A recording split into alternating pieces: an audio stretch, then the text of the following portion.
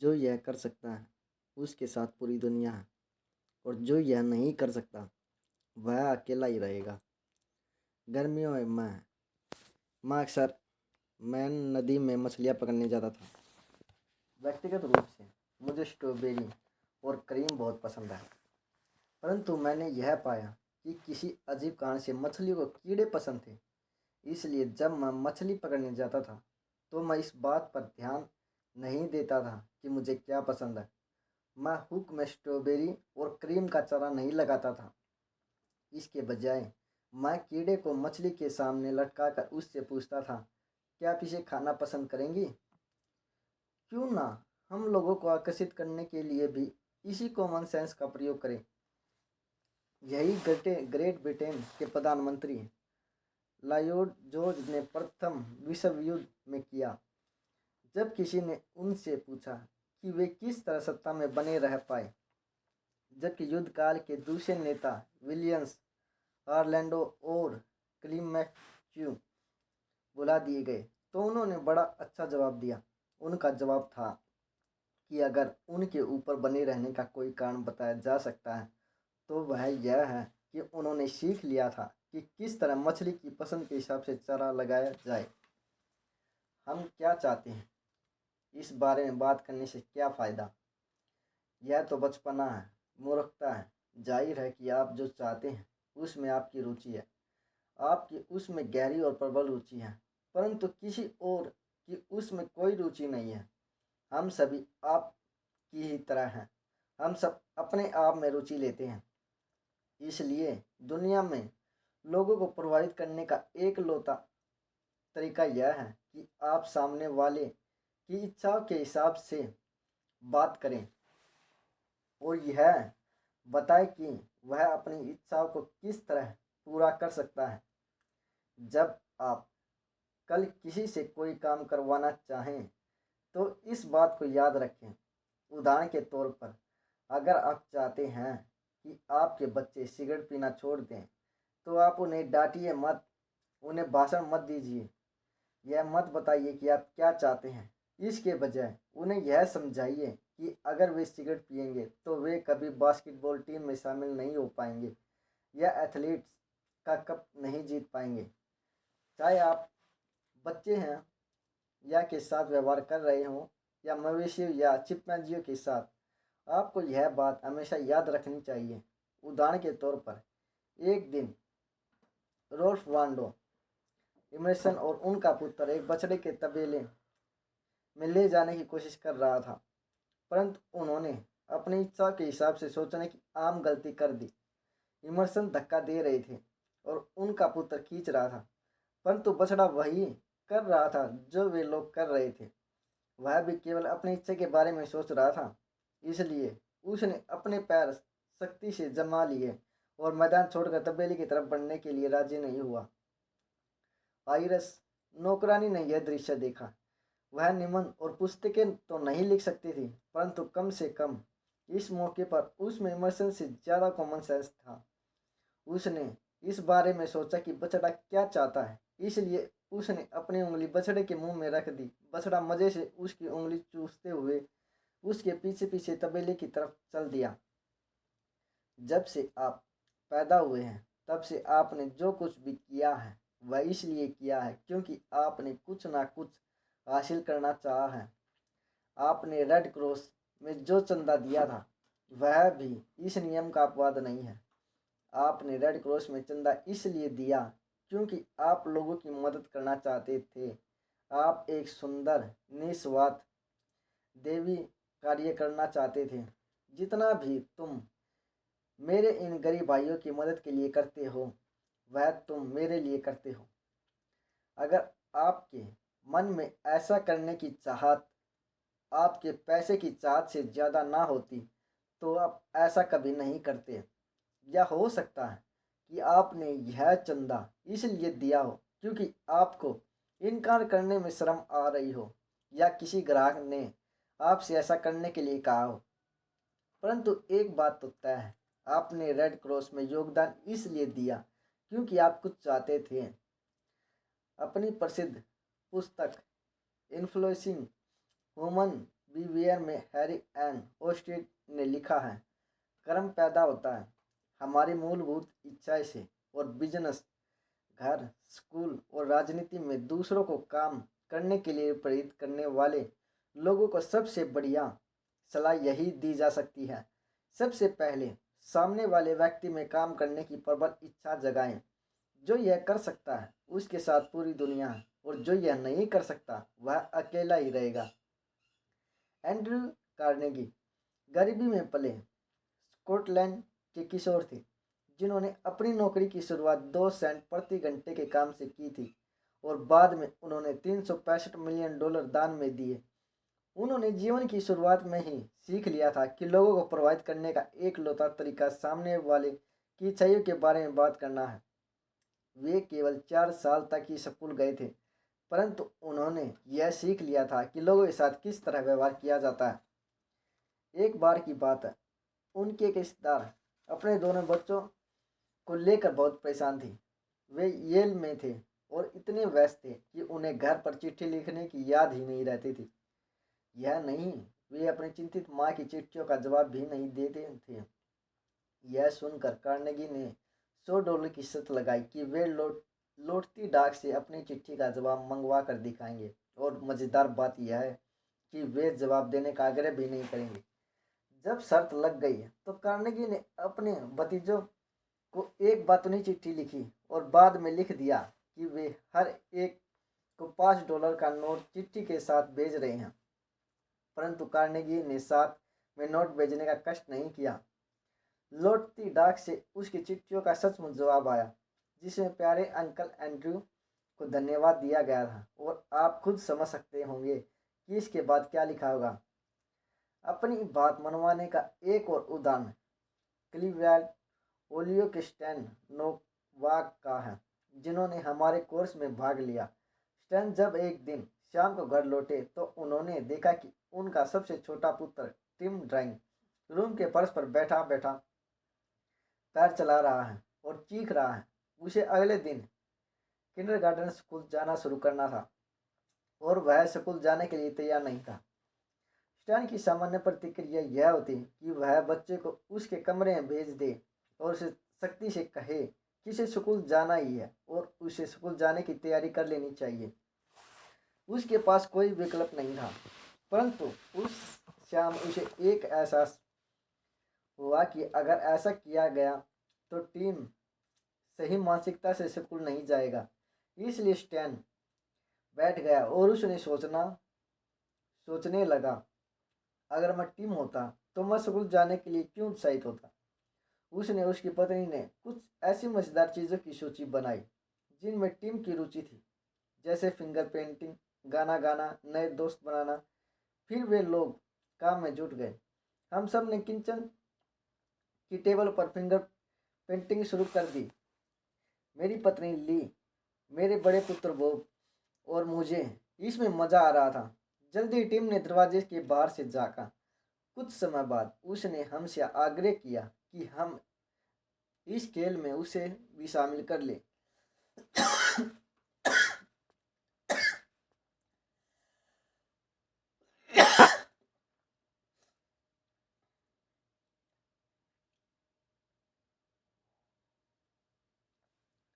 हम इस खेल में उसे भी शामिल कर ले। अरे नहीं, तुम्हें फिंगर पेंट करना सीखने के लिए पहले किंडरगार्टन जाना पड़ेगा। अपनी आवाज़ में पूरा उत्साह भरकर मैं उसके पहलू से उसे समझ में आने वाली भाषा में उसे बताता रहा कि किंडरगार्टन में जाने से उसे कितनी मज़ेदार बातें सीखने को मिलेंगी। अगली सुबह मुझे लग रहा था कि मैं सबसे जल्दी उठ गया था, परंतु जब मैं नीचे गया तो मैंने देखा कि टिम लिविंग रूम की कुर्सी पर बैठा बैठा सो रहा था। तुम यहाँ क्या कर रहे हो? मैंने पूछा। मैं किंडरगार्टन जाने का इंतजार कर रहा हूँ। मैं लेट नहीं होना चाहता। हमारे पूरे परिवार के उत्साह ने टीम में वह प्रबल आकांक्षा जगा दी थी जो किसी चर्चा या धमकी से पैदा नहीं हो सकती थी। हो सकता है कि कल आप किसी को किसी बात के लिए राजी करना चाहते हों।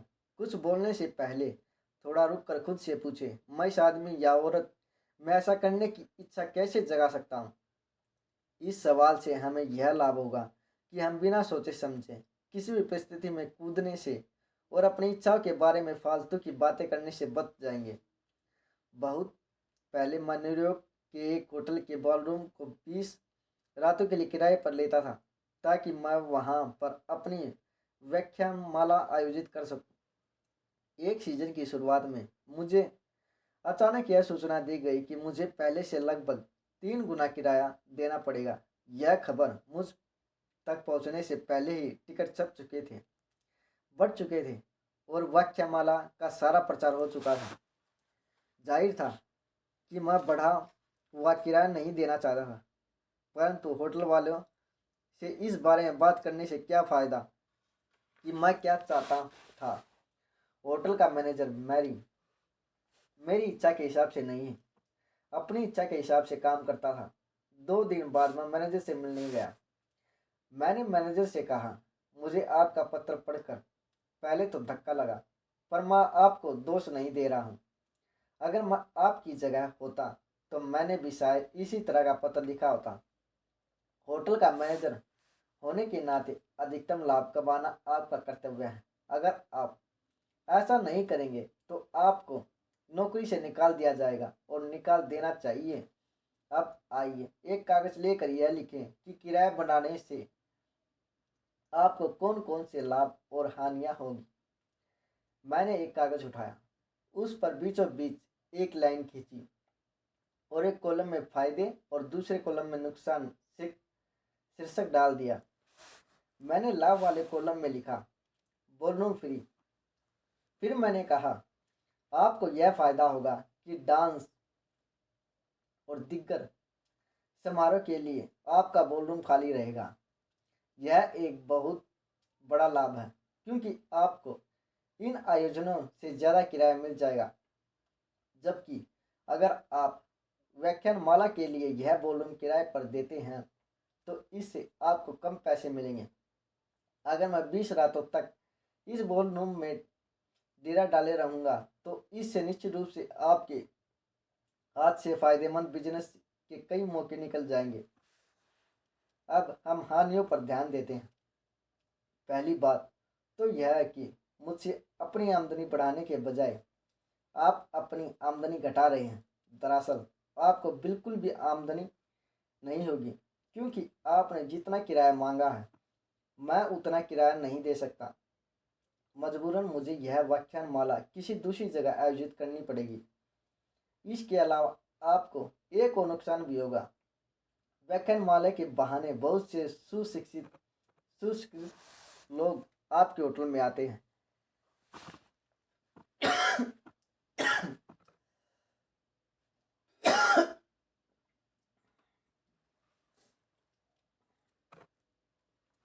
आपके होटल में आते हैं। यह आपके लिए अच्छा खासा विज्ञापन हो जाता है।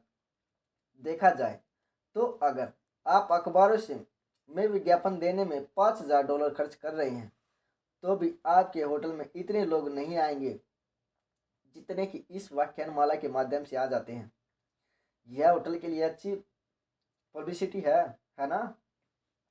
बोलते समय मैंने इन दोनों नुकसानों को उनके निर्धारित कॉलम में लिख दिया और उस कागज़ को मैनेजर को देते हुए कहा, मैं चाहूँगा कि आप अपने होटल को होने वाले फ़ायदे और नुकसानों पर सावधानीपूर्वक विचार करें और फिर मुझे अपना अंतिम निर्णय बता दें। अगले ही दिन मुझे उसका पत्र मिला जिसमें लिखा हुआ था कि मेरा किराया 300% की बजाय केवल 50% ही बढ़ाया गया है। गौर फरमाइए, मुझे ये छूट तब मिली जब मैंने इस बारे में एक शब्द भी नहीं कहा था कि मैं क्या चाहता हूँ।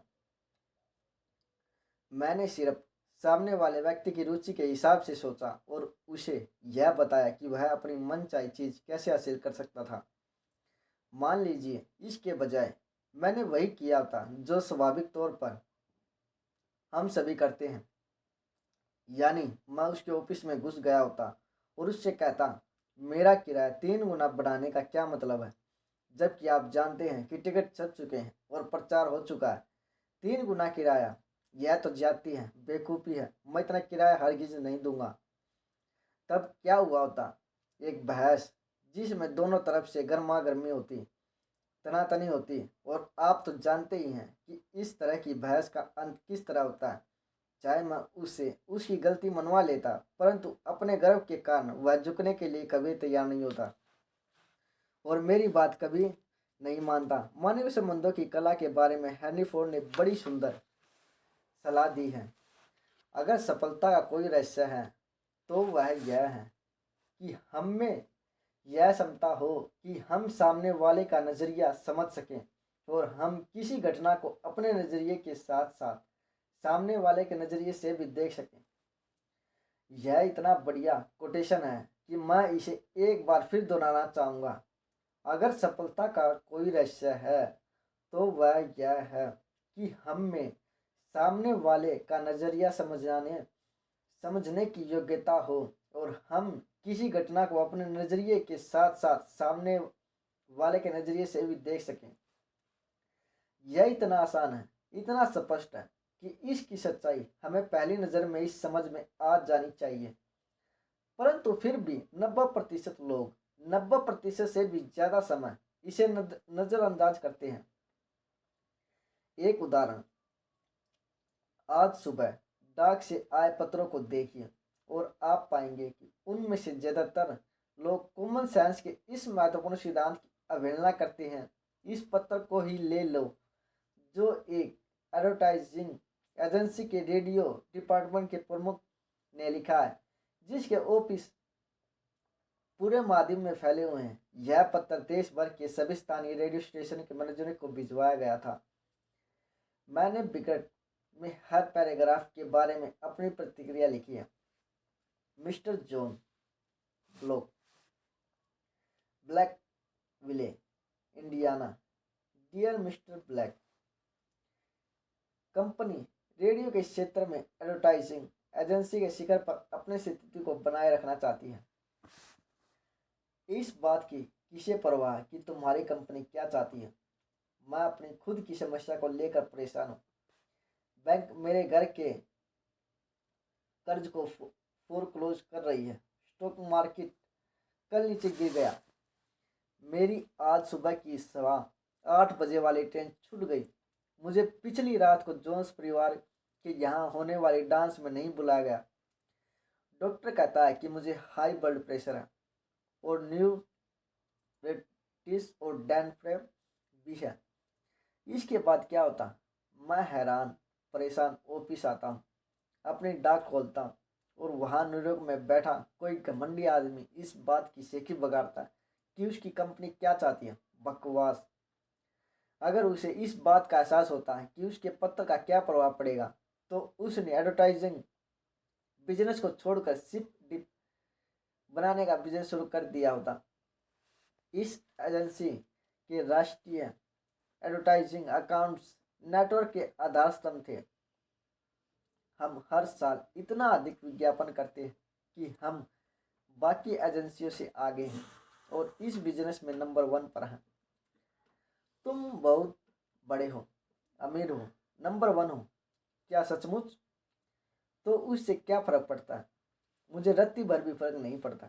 चाहे तुम अमेरिका के जनरल मोटर्स और जनरल इलेक्ट्रॉनिक और जनरल स्टाफ जितने बड़े हो जाओ, अगर तुम में चिड़िया जितनी भी बुद्धि होती तो तुम्हें यह एहसास होना चाहिए ताकि मेरी रुचि इस बात में है कि मैं कितना बड़ा हूँ, ना कि इस बात में कि तुम कितने बड़े हो। तुम्हारी इस अभूतपूर्व सफलता की चर्चा से मैं खुद को छोटा और महत्वहीन समझने लगा हूँ। हम चाहते हैं कि रेडियो द्वारा अपने ग्राहकों की ऐसी सेवा करें जो सबसे बेहतर हो। तुम चाहते हो वजह मूर्ख, मेरी इस बात में कोई रुचि नहीं है कि तुम क्या चाहते हो या अमेरिका का राष्ट्रपति क्या चाहता है। मैं तुम्हें आखिरी बार बता दूं कि मेरी रुचि इस बात में है कि मैं क्या चाहता हूँ। तुमने अपने बेवकूफ़ी भरे इस पत्र में अब तक इस बारे में एक शब्द भी नहीं लिखा। इसलिए क्या आप कंपनी का नाम साप्ताहिक स्टेशन जानकारी की अपनी विशेष सूची में जोड़ेंगे जो बुद्धिमत्तापूर्ण बुकिंग टाइम के लिए विस्तृत जानकारी एजेंसी के लिए उपयोगी सिद्ध होगी। विशेष सूची तुम्हारी यह मजाल। पहले तो तुमने अपनी कंपनी का गुणगान करके मुझे महत्वहीन होने का एहसास कराया, और अब तुम मुझसे यह अपेक्षा करते हो कि मैं तुम्हारी कंपनी का नाम विशेष सूची में लिख दूं। और तो तुमने इस आग्रह के लिए साथ कृपया लिखने में का भी कष्ट नहीं किया। इस पत्र की तत्काल पावती भेजें और बताएं कि आप वर्तमान में क्या कर रहे हैं। आशा की पारस्परिक सहयोग से हम दोनों को ही लाभ होगा। अरे मूर्ख, तुमने मुझे एक घटिया सा पत्र भेजा, एक ऐसा पत्र जो पतझड़ की पत्तियों की तरह इधर उधर बिखरा हुआ।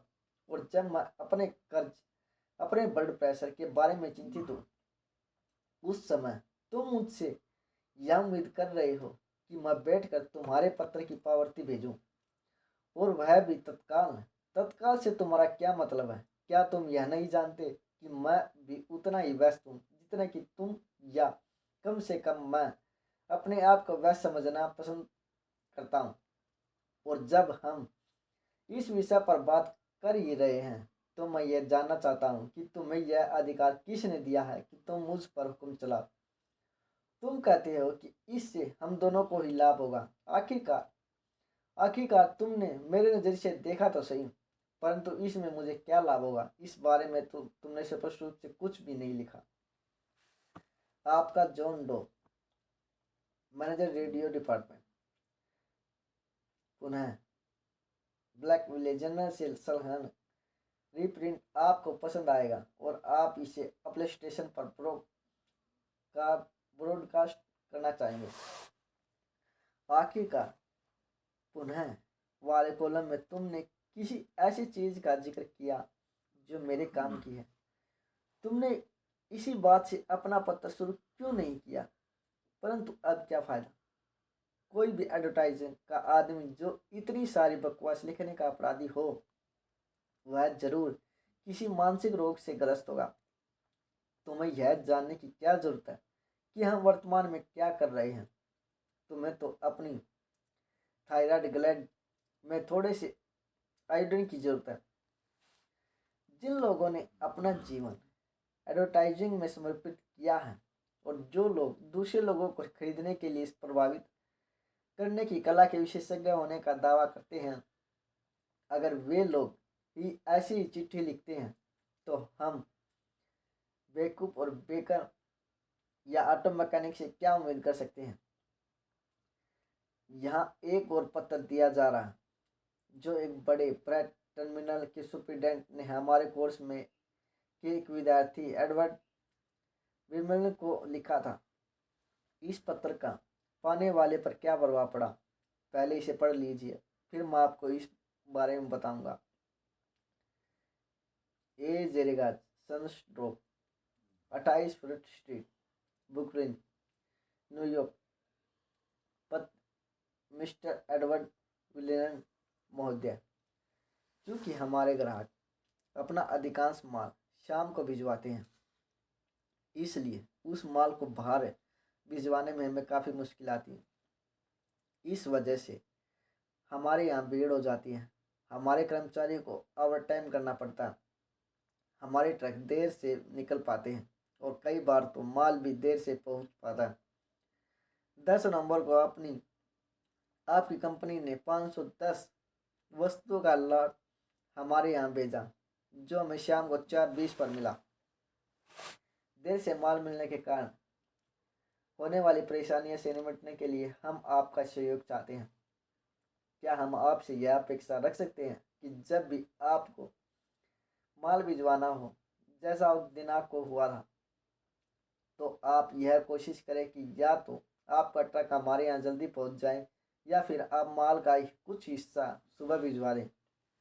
इस तरह की व्यवस्था से आपको यह लाभ होगा कि आपके ट्रक जल्दी खाली हो जाएंगे, और आपको यह निश्चितता भी होगी कि आपका माल सही समय पर उसी दिन रवाना हो जाएगा।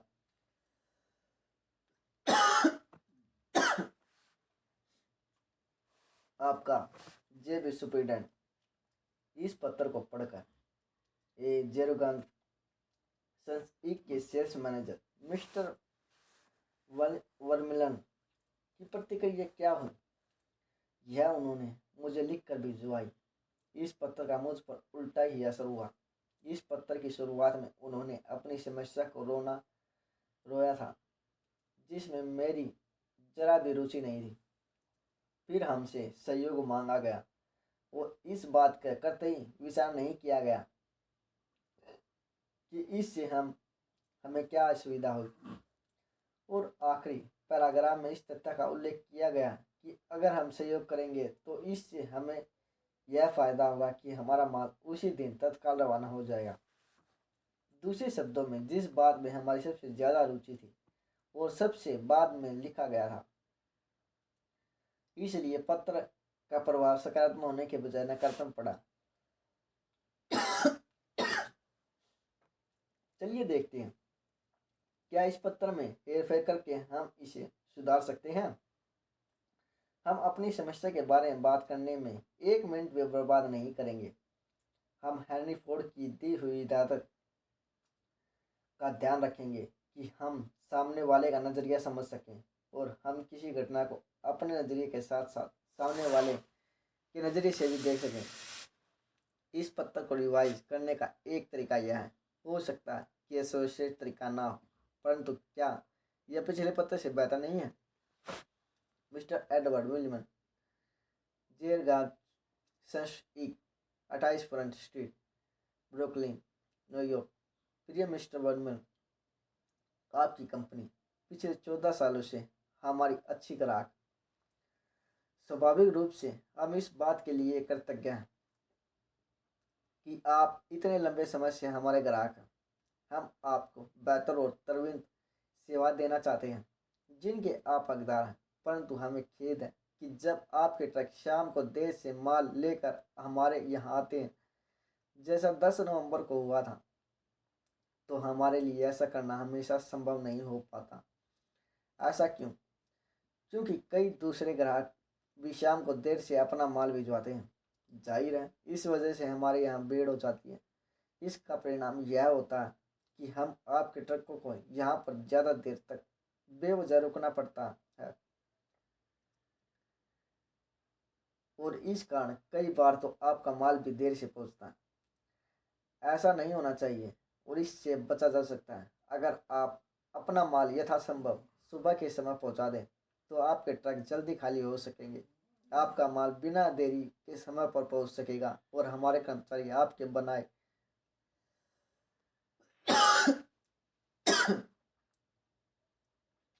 बनाए हुए मैक्रोनी और नूडल्स का बेहतरीन डिनर लेने के लिए जल्दी घर पहुंच सकेंगे। वैसे आपका माल कभी भी आए, हमें आपको तरवीज सेवा देने में खुशी होगी।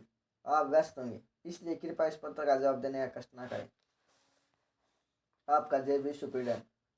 न्यूयॉर्क के एक बैंक में काम करने वाली बराबर एडिसन अपने बच्चे के स्वास्थ्य के कारण फिनिक्स, एरिजोना में रहना चाहती थी।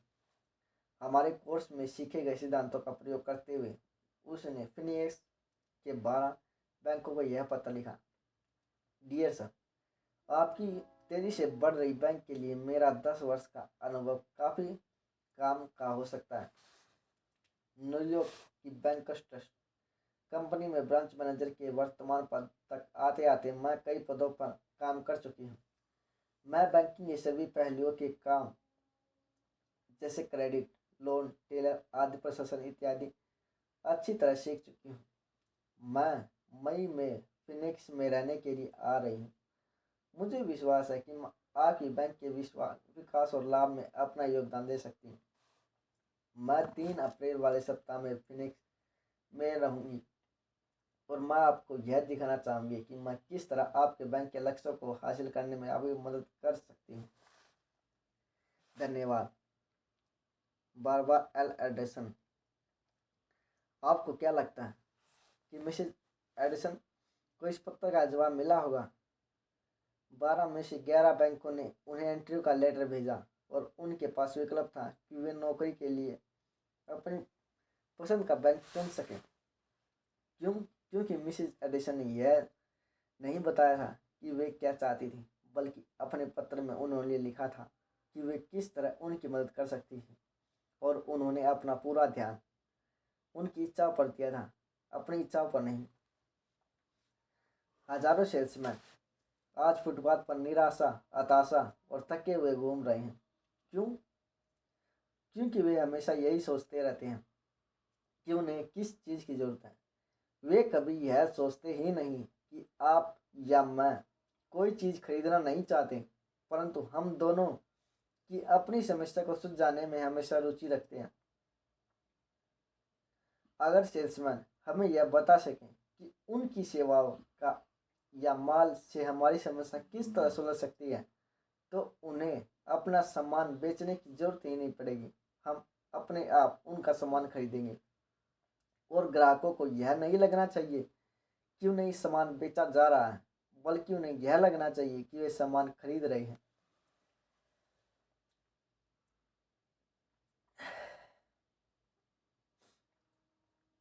फिर भी बहुत से सेल्समैन जिंदगी भर ग्राहक के नजरिए से स्थिति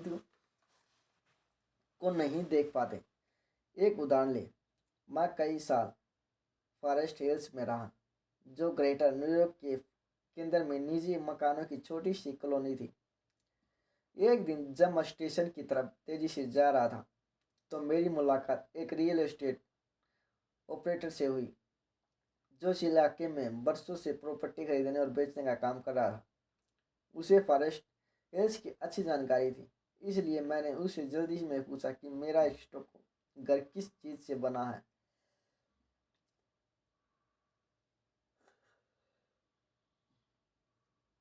मेटल एथ से या हेलोटाइल से। उसने कहा कि उसे नहीं मालूम, और उसने मुझे एक ऐसी बात बताई जो मैं पहले ही से ही जानता था कि मैं यह जानकारी फॉरेस्ट हिल्स गार्डन एसोसिएशन से ले सकता। अगर सुबह मुझे उसका पत्र मिला, क्या उसने पत्र में मेरे द्वारा चाहिए जानकारी दी?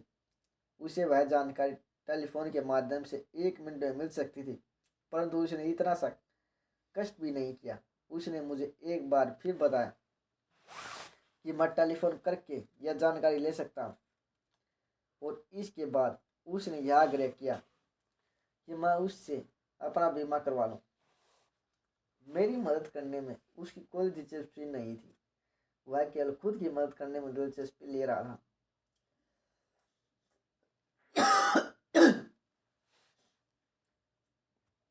बर्मिंघम अलाबामा के जे हॉवर्ड लुकास ने हमें एक ही कंपनी के दो सेल्समैनों के बारे में बताया, जिन्होंने एक ही तरह की स्थिति में अलग अलग तरह से काम लिया। कई साल पहले मैं एक छोटी कंपनी के मैनेजमेंट टीम में था। हमारे ऑफिस के पास ही एक बड़ी बीमा कंपनी का डिस्ट्रिक्ट हेडक्वार्टर था। उनके एजेंटों के इलाके बांट दिए गए थे, और हमारी कंपनी दो एजेंटों के हिस्से में आई थी, जिन्हें मैं कार्ल और जॉन का नाम देना चाहूँगा। एक सुबह कार्ल हमारे ऑफिस में आया। उसने बातों बातों में यूं ही यह जिक्र किया कि उसकी कंपनी ने एग्जीक्यूटिव के लिए हाल ही में एक नई बीमा पॉलिसी शुरू की है, जिसमें हमारी बाद में दिलचस्पी हो सकती है, और जब पॉलिसी के पूरे डिटेल्स आ जाएंगे तब हमारे पास आएगा। उसी दिन जॉन ने हमें कॉफी ब्रेक के बाद फुटपाथ पर वापस लौटते हुए देखा। उसने चिल्ला कर कहा, ल्यूक, जरा ठहरो, मेरे पास आप लोगों के लिए एक बढ़िया खबर है। उसने जल्दी में और बहुत रोमांचित होकर हमें बताया कि उसी दिन उसकी कंपनी के एक बेहतरीन पॉलिसी शुरू किया। इसी पॉलिसी का जिक्र कार्ल ने हल्के फुल्के ढंग से किया था। जॉन ने कहा कि क्यों ना हम लोग इसके पहले ग्राहक बन जाए। उसने हमें कवरेज के बारे में कुछ महत्वपूर्ण जानकारी दी, और अपनी बात यह कहते हुए समाप्त की कि यह पॉलिसी इतनी नहीं है कि मैं अपने ऑफिस में से पूरी जानकारी कल ही ले लूँगा। इस बीच हम औपचारिकता पूरी कर लें और अपने आवेदन पर हस्ताक्षर करके उन्हें भिजवा दें, ताकि कंपनी व्यक्तिगत रूप से पूरी जानकारी दे सके। उसके उत्साह और रोमांच से हम भी उत्साहित और रोमांचित हो गए। हालांकि हमारे पास उस पॉलिसी के बारे में पूरी जानकारी नहीं थी। जब हमें पूरी जानकारी मिली तो वह जॉन की बताई गई जानकारी के अनुरूप ही थी। और इसका नतीजा यह हुआ कि जॉन ने न सिर्फ हम में से हर एक को पॉलिसी बेच दी, बल्कि बाद में हमारे कवरेज को दोगुना भी कर दिया। काल भी हमें यह पॉलिसी बेच सकता था, परंतु उसने हमें इन पॉलिसियों के प्रति इच्छा जगाने की कोई कोशिश ही नहीं की थी। दुनिया में ऐसे लोग भरे पड़े हैं जो स्वार्थी हैं और खुद का भला करना चाहते हैं। इस वजह से उस दुर्लभ व्यक्ति को बहुत लाभ होता है जो निस्वार्थ भाव से दूसरों की मदद करना चाहता है। उसके बहुत कम प्रतियोगी होते हैं। प्रसिद्ध वकील, अमेरिका के महान बिजनेस लीडर ओवेदन डी यंग ने एक बार कहा था, जो लोग खुद को दूसरे की जगह रख सकते हैं, जो उनके दिमाग के काम करने की प्रक्रिया को समझ सकते हैं, उन्हें इस बात की चिंता करने की कभी जरूरत होनी चाहिए कि उनका भविष्य कैसा होगा। अगर आप इस पुस्तक से सिर्फ यही एक बात सीख लें कि किस तरह दूसरे व्यक्ति के नज़रिए से सोचा जाए, जो स्थिति को दूसरे के नज़रिए से देखा जाए, तो यह आपके करियर की प्रगति में आधार स्तंभ साबित हो सकती है। दूसरे व्यक्ति के नज़रिए से स्थिति को देखने और उसमें इच्छा जगाने का यह मतलब नहीं है कि आप सामने वाले का शोषण करना चाहते हैं और उससे ऐसा कोई काम करवाना चाहते हैं जिससे उसे नुकसान हो और आपको फायदा। इससे दोनों को फायदा होना चाहिए। मिस्टर वॉल्मिन को लिखे पत्र में दिए गए सुझाव पर अमल करने से पत्र भेजने वाले और पत्र पाने वाले दोनों को ही लाभ हुआ। बैंक और मिसेज एडिसन दोनों को ही उस पत्र से लाभ हुआ, क्योंकि बैंक को एक बढ़िया कर्मचारी मिल गया और मिसेज एडिसन को एक अच्छी नौकरी मिल गई। अच्छे और बीमे के उदाहरण से भी जॉन को मिस्टर लुकोस के बीमा का कमीशन मिला और मिस्टर लुकोस को एक बढ़िया पॉलिसी मिल गई।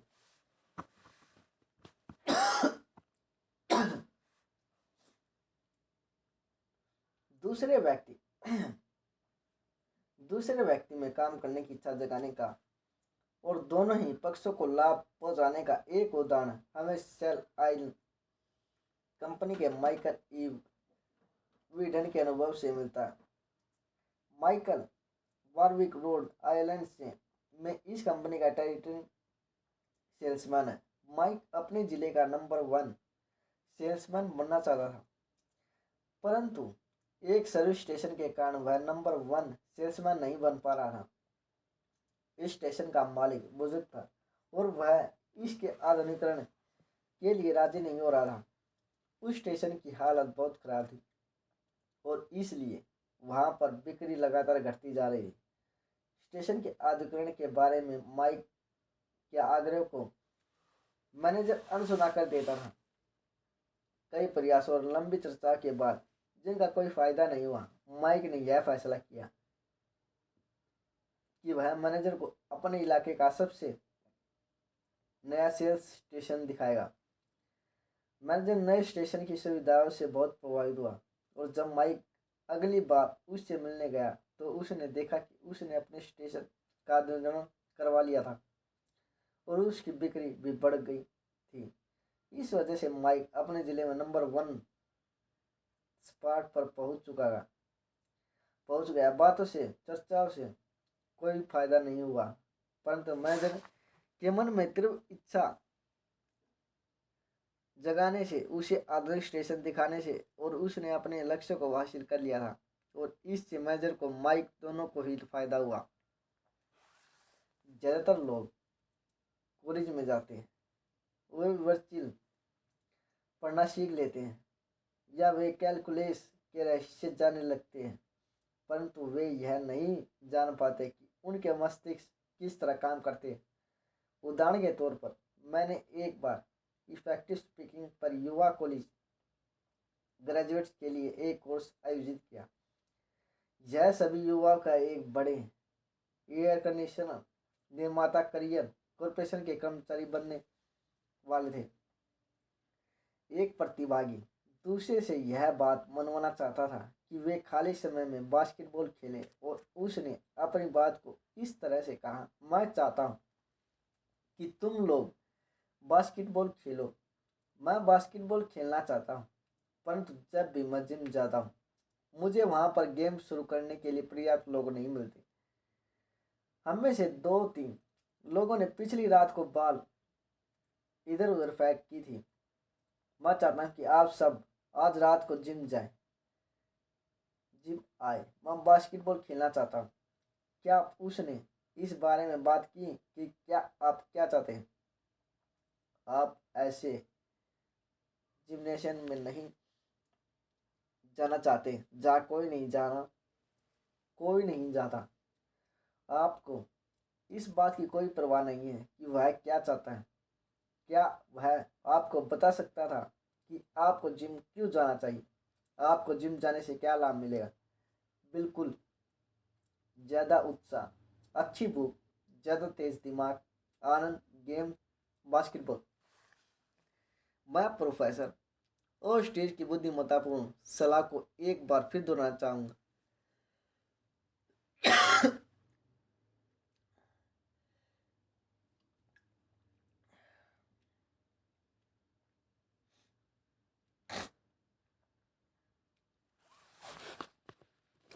मैं प्रोफेसर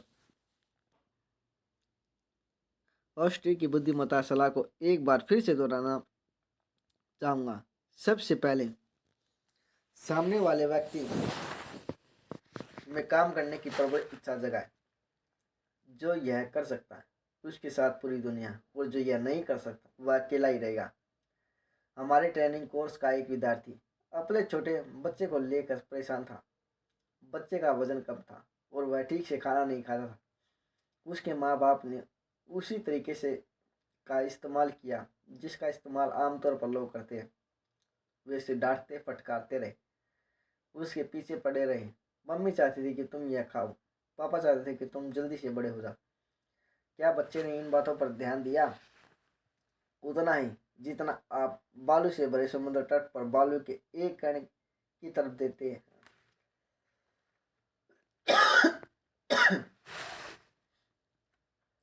जिसमें थोड़ी सी भी बुद्धि होगी वह यह उम्मीद नहीं करेगा कि 3 साल का छोटा सा बच्चा अपने 30 साल के माता पिता के नजरिए को समझ सकेगा। परंतु उसके पिता उससे ठीक यही उम्मीद कर रहे थे। यह तो सरासर बेवकूफ़ी थी। पर आखिरकार पिता को अपनी गलती का एहसास हो गया। इसके बाद उन्होंने खुद से पूछा, बच्चा क्या चाहता है? मैं अपनी इच्छा को उसकी इच्छा कैसे बना सकता हूँ? जब उसके पिता ने इस तरह सोचना शुरू किया तो उनके लिए समस्या का हल ढूंढना आसान हो गया।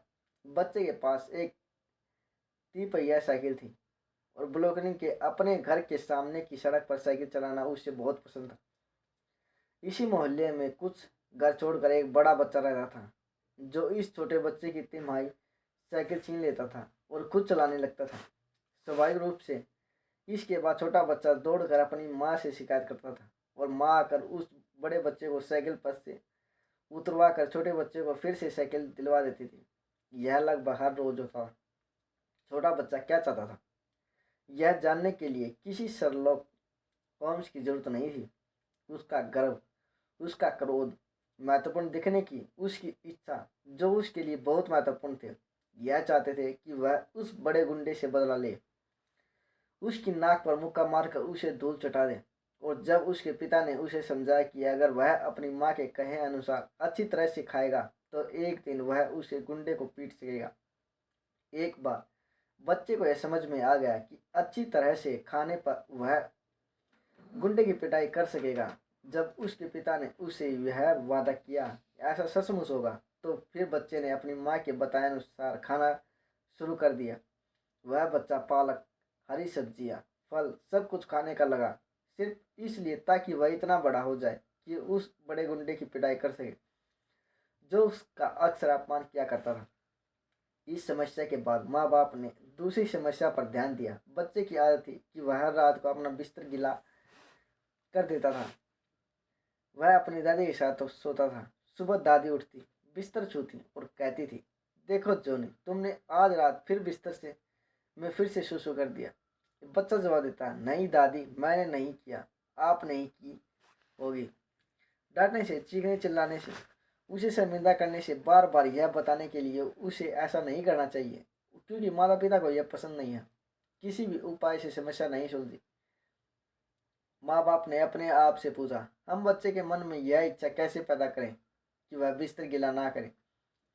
वह बच्चा क्या चाहता था? पहली बात तो यह है कि वह दादी की तरह नाइट गाउन नहीं पहनना चाहता था, बल्कि अपने डैडी की तरह पजामा पहनना चाहता था। दादी उसकी रात को हरकतों से परेशान हो चली थी, इसलिए उन्होंने खुशी खुशी यह प्रस्ताव रखा कि अगर वह बिस्तर गीला करने की आदत छोड़ देगा तो वे उसे पजामा पजामा दिलवा देगी। दूसरी बात यह है कि बच्चा अपना अलग बिस्तर चाहता था। दादी ने उसकी यह बात भी मान ली। उसकी माँ उसे ब्रुकलिन के एक डिपार्टमेंट स्टोर में लेकर गई और सेल्सगर्ल को आग का इशारा करते हुए कहा, यह छोटे मास्टर कुछ शॉपिंग करना चाहते। सेल्सगर्ल ने उसे मारा देते हुए कहा, यंग मैन, माँ आपको क्या दिखा। वह पूरी ऊंचाई तक तनकर खड़ा हो गया और उसने कहा, मैं अपने लिए एक बिस्तर खरीदना चाहता हूँ। जब उसने वह बिस्तर दिखाया गया तो उसकी माँ उसके लिए खरीदना चाहती थी, तो माँ ने सेल्सगर्ल को आंखों का इशारा कर दिया और सेल्सगर्ल ने छोटे बच्चे को उस बिस्तर को खरीदने के लिए राजी कर लिया। अगले दिन बिस्तर पर घर पहुंच गया और उस रात जब उसके पिता घर लौट कर आए तो बच्चा दरवाजे तक दौड़ता हुआ गया और चिल्लाते हुए उन्हें बताया, डैडी डैडी, ऊपर आओ, मेरा एक नया बिस्तर देखो, मैंने इसे खरीदा। पिता ने बिस्तर देखा और चार स्वभाव की सलाह का पालन करते हुए उसकी दिल खोल कर तारीफ की और मुक्त कंठ से सराहना की। इसके बाद पिता ने पूछा, तुम इस बिस्तर को तो गिला नहीं करोगे? बच्चे ने कहा, अगर नहीं, बिल्कुल नहीं, इस बिस्तर को गिला करना तो सवाल ही नहीं उठता। बच्चे ने अपना वादा निभाया। आखिर इससे उसकी इच्छा, उसका घर जुड़ा हुआ था। उसने अपने लिए खुद की मर्जी से एक नया बिस्तर खरीदा था और उस पर अपना नया पजामा पहन कर सोया था। वह एक बड़े आदमी को की तरह व्यवहार करना चाहता था और उसने ऐसा ही किया। एक और पिता के 3 डचमैन एक टेलीफोन इंजीनियर थे। हमारे कोर्स के एक यह विद्यार्थी भी अपनी 3 साल की बेटी को नाश्ता करने के लिए तैयार नहीं कर पाते थे। बच्ची पर डांटते, फटकारने, मनाने, बहलाने, फुसलाने का कोई असर नहीं हुआ। माता पिता ने खुद से पूछा, हम किस तरह इसमें खाने की इच्छा पैदा कर सकते हैं। छोटी बच्ची को अपनी माँ की नकल करने में बड़ा मजा आता था। वह चाहती थी कि वह जल्दी से बड़ी हो जाए, इसलिए एक सुबह उन्होंने बच्ची को कुर्सी पर बैठा दिया और उससे अपना नाश्ता बनाने के दिया। जब छोटी बच्ची कढ़ाई में अपना नाश्ता हिला रही थी तो योजना के हिसाब से इसी मनोवैज्ञानिक क्षण में पिता खिंचा में आया और बच्ची ने उत्साह से कहा, देखो डैडी, आज मैंने अपने लिए नाश्ता बना रही हूँ। उस दिन उसने बिना किसी के कहे 2 बार नाश्ता किया, क्योंकि उस नाश्ते में उसकी रुचि थी। उसे महत्वपूर्ण होने का एहसास था। उसने नाश्ता बनाने में आत्म अभिव्यक्ति का नया मार्ग खोजा था। विलियम विंडन ने एक बार कहा था, आत्मा अभिव्यक्ति इंसान के स्वभाव की सबसे बड़ी जरूरत होती है। हम इसी मनोवैज्ञानिक सूत्र को अपने बिजनेस में क्यों नहीं उतार पाते? जब भी हमारे दिमाग में कोई बढ़िया विचार आए तो उसे हम अपने विचार के रूप में दूसरे के सामने पेश क्यों करें? इसके बजाय हम ऐसी तरकीब क्यों ना करें कि यह विचार उनके दिमाग में अपने आप आ जाए। तब उन्हें यह विचार अपना लगेगा और वे इसे पसंद करेंगे और शायद वे इसे बिना किसी के कहे अपनी इच्छा से ही मान लेंगे। याद रखिए, पहले तो सामने वाले व्यक्ति में काम करने की प्रबल इच्छा जगाएं। जो यह कर सकता है उसके साथ पूरी दुनिया, और जो यह नहीं कर सकता वह अकेला ही रहेगा। सिद्धांत 3, सामने वाले व्यक्ति में प्रबल इच्छा जगाएं।